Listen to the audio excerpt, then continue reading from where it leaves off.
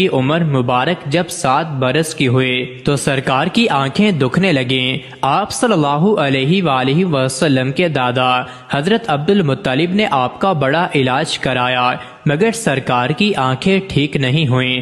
حضرت عبد المطلب بڑے پریشان کہ اب کیا کیا جائے، بڑا علاج کرایا لیکن پوتا ٹھیک نہیں ہو رہا۔ آپ پریشان بیٹھے سوچ رہے تھے کہ کسی جاننے والے نے کہا کہ اے سردار مکہ پریشان نہ ہوں، مکہ شریف کے قریب عکاظہ بازار ہے، اس بازار کے ساتھ ایک طبیب کا گھر ہے، بڑا قابل ہے، وہ دوائی بھی دے گا اور آپ کے پوتے کو دم بھی کرے گا، یہ یقیناً ٹھیک ہو جائے گا، ہم نے کئی مرتبہ اس کو آزمایا ہے۔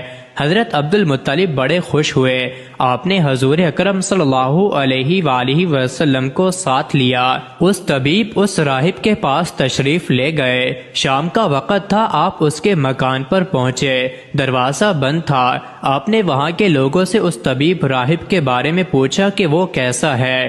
لوگوں نے بڑی تعریف کی کہ راہب صاحب کے ہاتھ میں بڑی شفا ہے، جو مریض بھی آئے یہ دوا بھی دیتے ہیں، دم بھی کرتے ہیں، اللہ تعالیٰ کرم کرتا ہے، بیمار ٹھیک ہو جاتا ہے۔ فرمایا اب ہے کہاں؟ لوگوں نے کہا حضور ہے تو گھر پہ پر اب دروازہ نہیں کھلے گا۔ فرمایا کیوں؟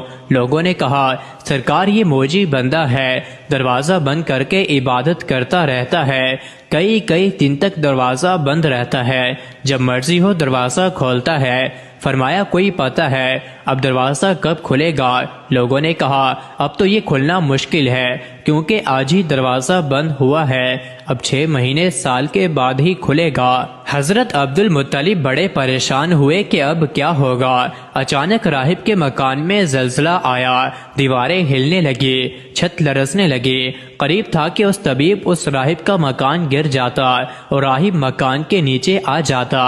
وہ فوراً دروازہ کھول کر باہر نکل آیا۔ جب وہ باہر آیا تو اس نے حضرت عبد المطلب کو پہچان لیا کہ یہ مکے کے سردار ہیں۔ راہب نے کہا کہ سرکار کیسے آنا ہوا؟ حضرت عبد المطلب نے فرمایا یہ میرا پوتا بیمار تھا، آنکھیں ٹھیک نہیں ہو رہی تھی، سنا ہے آپ دوا بھی دیتے ہیں، دم بھی کرتے ہیں، مہربانی کرو کوئی دوائی دو اور دم بھی کرو تاکہ ٹھیک ہو جائے۔